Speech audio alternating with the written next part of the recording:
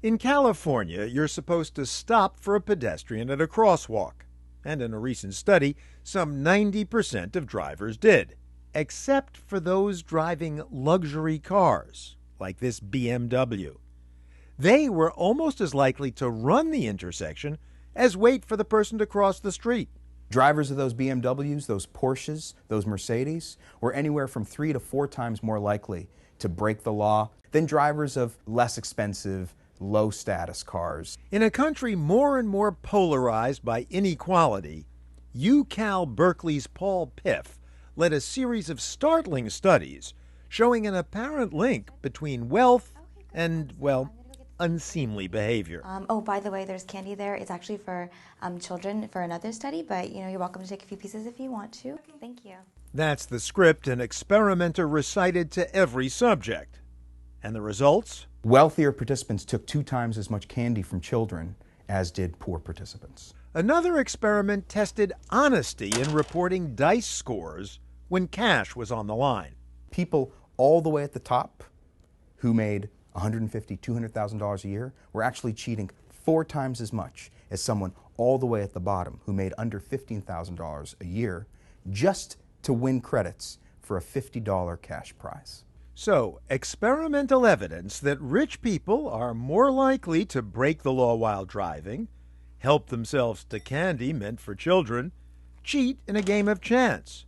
Also, to lie during negotiations and endorse unethical behavior, including stealing at work.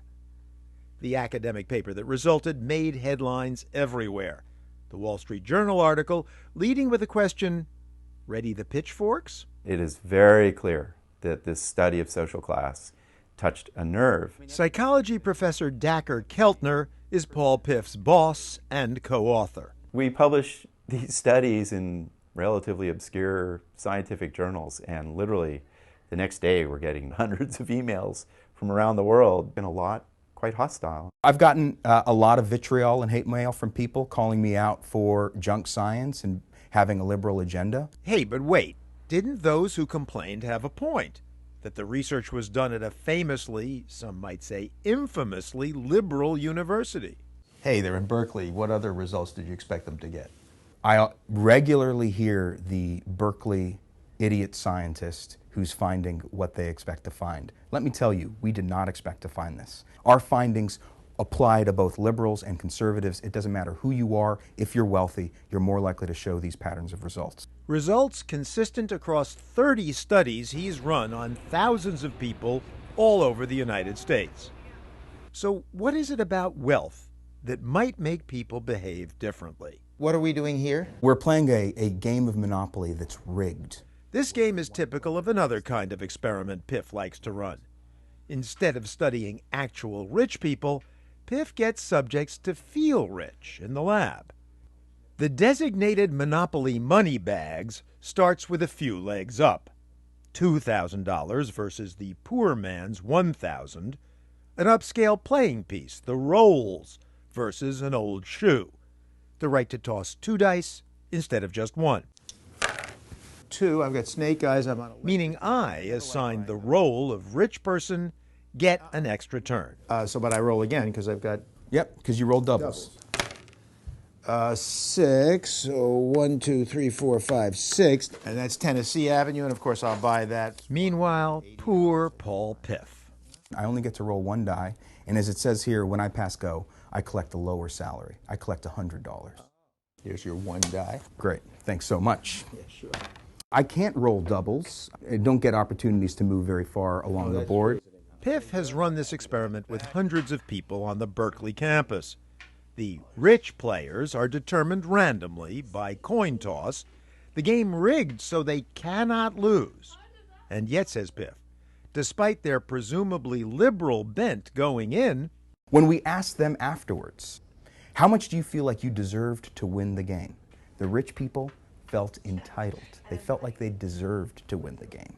And that's a really incredible insight into what the mind does to make sense of advantage or disadvantage. so even though a subject like myself is just play acting, You consistently find that I begin to attribute success to myself, even though it's a coin flip that got me on this side of the board as opposed to that.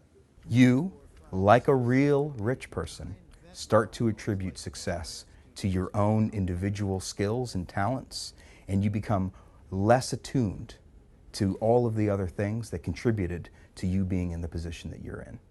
How is the American dream achieved? Piff is part of a team headed by Dacher Keltner that studies the psychological effects of both absolute and relative poverty and wealth. We can also ask, do people believe in this dream? What they're studying is economic inequality, which, as our viewers probably know, is as high as it's been in almost a century in this country.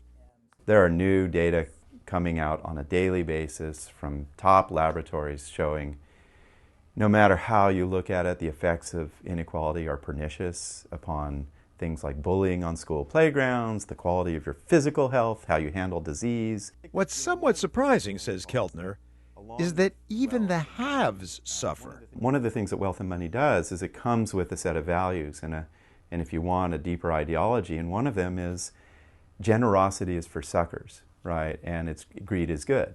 But it turns out there are a lot of new data that show if you're generous and charitable and altruistic, you'll live longer, you'll feel more fulfilled, you'll feel more expressive of who you are as a person, you probably will feel more control and freedom in your life.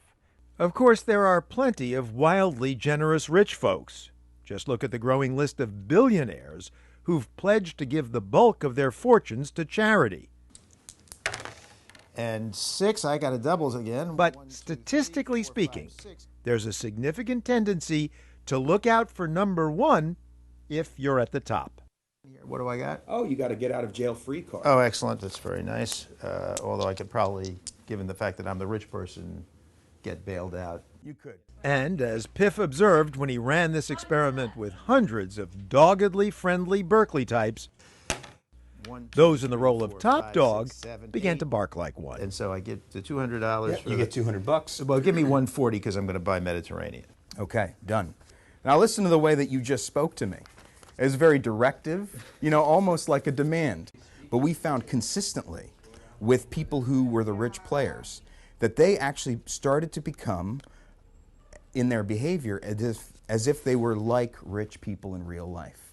They were more likely to eat from a bowl of pretzels that we positioned off to the side. They ate with their mouths full, so they were a little ruder in their behavior to the other person. While I was thanking God no pretzels were present, Piff continued. Those arbitrarily assigned the role of low dog became more nearly man's best friend. If I take someone who's rich and make them feel psychologically a little less well off, they become way more generous, way more charitable, way more likely to offer help to another person. So when people are playing this Monopoly game and they're in the poor person role that you're playing, they, if they were rich in real life, become more understanding, more compassionate? Not just in this game of Monopoly, but in a whole bunch of other experiments that we've run where we make rich people feel poor or poor people feel rich. You find the same kinds of differences. Differences that could conceivably help people understand their subconscious biases and perhaps even moderate the costly effects of economic inequality. But until that happens, we'd suggest you look both ways before crossing.